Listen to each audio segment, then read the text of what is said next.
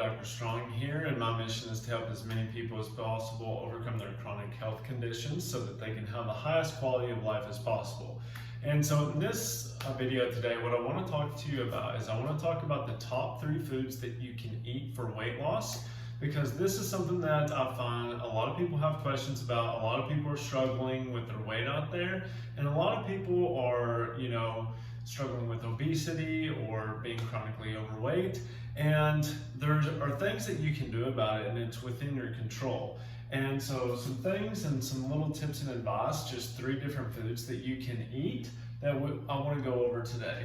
So let's dive right into it. One of the first things that you can do is start adding more vegetables into your diet. Now, I know that a lot of people don't like to eat vegetables, but there are certain vegetables that I would recommend that you do, that you try to eat, because they can be very good for your blood sugar and they taste really good. So one of them is actually, you can bake Brussels sprouts. Those are extremely good. So you put a little bit of olive oil on them, and then you just either put them in the oven or you can put them in a frying pan and kind of saute them. Just a little bit of salt and pepper. It's probably one of the best vegetables out there, especially due to the fact that they have detoxification properties to them. So they have a lot of good antioxidants in them. They help with sulfation pathways in the liver, because that's kind of why they smell it the way that they do, because they will actually support your liver and they will actually help with the detoxification process. Another one is sweet potatoes. So sweet potatoes, especially if you can do like sweet potato fries or the waffle fries or something like that, those can be extremely beneficial, and you're getting a lower glycemic carbohydrate with that. So especially if you're working out, you can use that as a pre-meal, you can use it as a post-meal in order to recover from whatever type of workout that you're doing. But sweet potatoes are generally pretty good. Now, what I do, because I am pretty lazy when it comes to this stuff, is I just throw a couple of sweet potatoes in the Instapot, and then I just set it on there, put it on high pressure, and they're done in about 30 minutes. And then you can put a little bit of salt, a little bit of cinnamon, some Kerrygold butter on there as well, and they're pretty good. Like, it's actually very good. So if you're having trouble like getting your vegetables in, then that is a real simple trick that you can use. And then other vegetables that you can use, you can do like green beans, you can do other types of beans, pinto beans, black beans, whatever it may be. You can even use rice. Now, some people don't like white rice, but I really like jasmine rice or brown rice. You can use that.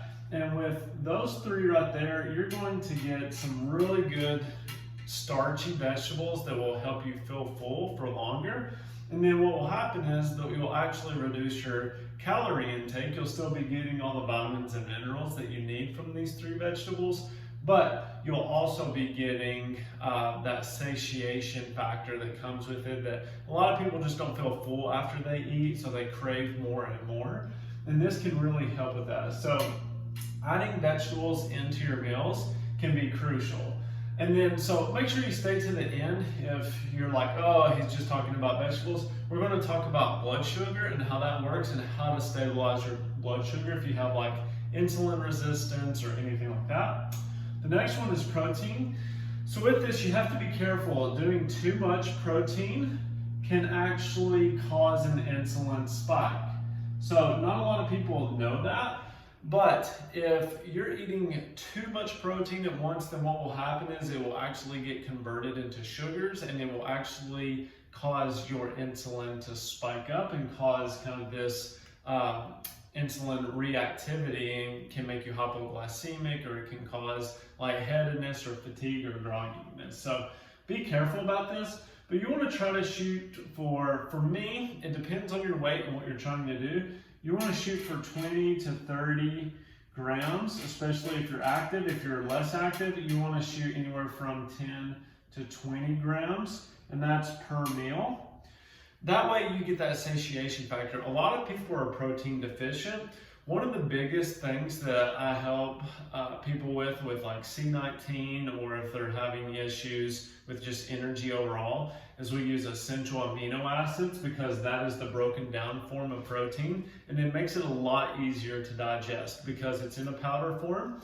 So you don't have to worry about the hydrochloric acid in your stomach breaking down the protein and then distributing it into all the amino acids that basically make up anything from hair cells to muscle cells in the body. So that is a really good alternative if you're not using some sort of an essential amino acid product and you're really on the go and you're like just high action, have a very busy lifestyle. That's something that I would recommend.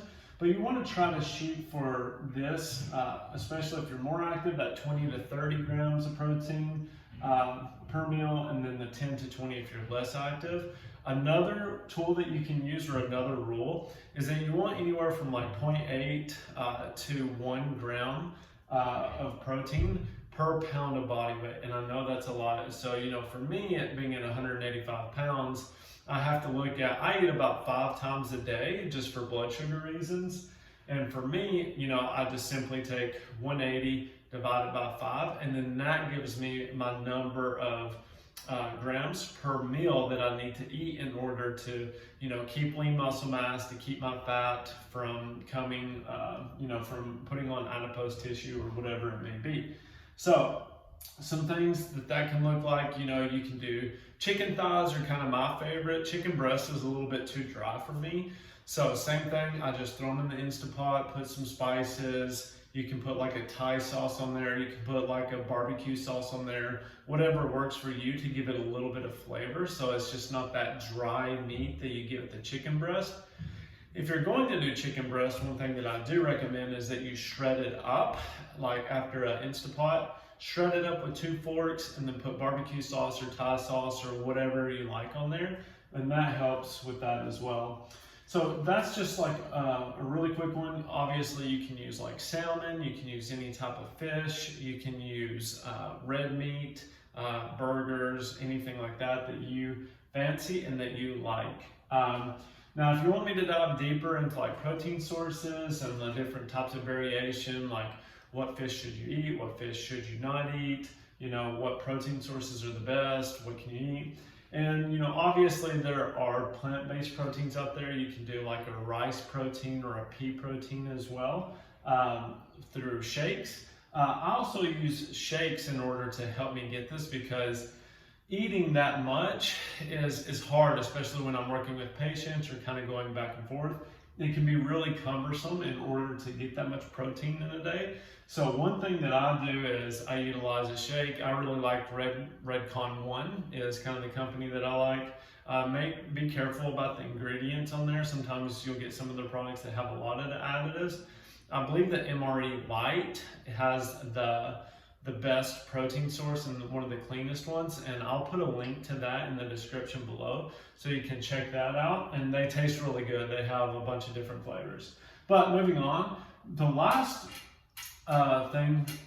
food that you can use to lose weight is avocado. Now, what I recommend is that, you know, you try to eat more of your fats in the morning, especially if you're not working out in the morning. You want to try to do more fats in the morning to sustain you. So that can look like your nuts, your seeds, that can look like your beef in the morning, bacon, those sorts of things. And then you want to do avocados as well in the morning for that satiety, that sustainability. The reason I like the fattier foods in the morning is because it will actually provide like ketones to your brain so that you can function throughout the day without that mental fog coming on. Be really careful about doing caffeine in the morning too much and getting used to that, because eventually you'll get to where you wear out the caffeine receptors in your brain and you need more and more. Plus, it is a stimulant and it is technically a drug. So caffeine over time abuse will cause a lot of head issues. So if you're struggling with headaches, if you have brain fog, if you have anxiety, depression, I have seen a lot in the past in my clinic and working with people that a lot of the times that they're just abusing caffeine too much, especially in today's society. There is way too much caffeine usage. But Avocados, you know, you can use like certain types of whole grain toast or anything like that, like Ezekiel breads or a sprouted bread. And you know, you can put bacon in avocado. You can even use eggs on there if you're not allergic to eggs as well. But these three foods right here, just using those will really help you keep satiated and help you with the process of, you know, not eating as many calories, not eating as many sugary foods. They cause inflammation and can cause like insulin bounds and spikes. Now, with insulin, you have to be very careful about controlling this throughout the day, because when you eat and you get a lot of energy, whether it's like a sugary food or you know, has like an additive like caffeine or some other type of stimulant, what will happen is it will spike your insulin. But you have to think about however high your insulin goes, it's almost going to go the same distance below. So even if you spike your blood sugar up to 150, it may crash it back down to this 50 mark down here, and that's when you start seeing that you're not getting glucose to the brain, you get the foggy headed and thinking, and you can't think clearly, and then you start struggling with energy as well.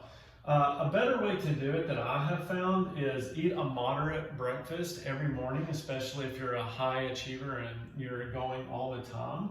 Then you want to try to keep this as stable as possible. So you want to eat these low glycemic foods that won't spike your blood sugar, so you keep a sustainable amount of energy and glucose in your bloodstream. So whether you're going to go work out, whether you're going to be working, doing a lot of different tasks, you can keep that sustainable energy throughout the day, and you're not just crashing and burning out your blood sugar.